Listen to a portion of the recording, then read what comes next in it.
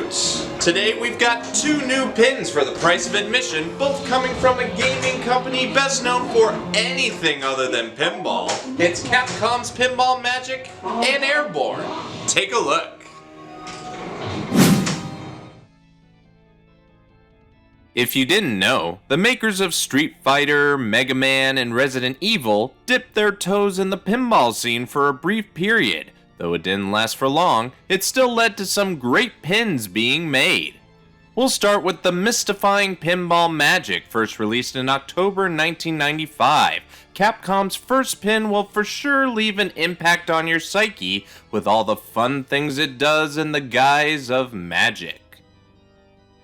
On this table, you use the ball to perform several different magic tricks, or more like the game will do all the trickery for you. When you're not hitting targets of all types or racking up points at the box office, you could make the skill shot in the magic hat, causing the ball to disappear, seemingly levitate off the wand and into awaiting ball locks, or start the show with the opening act, raising the ball from the sliding doors, all of which are unlike anything you've seen on a pin before.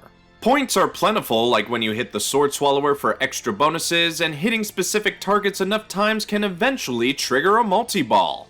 I've never felt a more noticeable feeling of joy when I play this game. I can tell the devs had a good time making this one, and they probably felt the same way when they made their next game, Airborne, coming out 6 months later in March of 1996, and it definitely gives off different vibes of speed and thrill as opposed to trickery with magnets.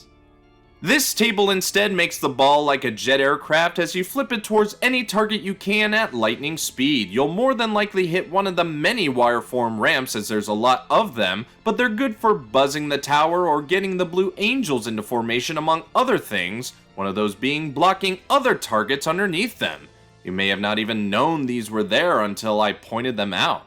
You still got normal targets like the drop targets to start an air show. I also like when you can take advantage of a center peg. Plus you have multiple ways to earn a multi-ball, like locking them into the cockpit above or finding alternate locks in interesting locations. The action goes by so fast you might drain at a faster pace.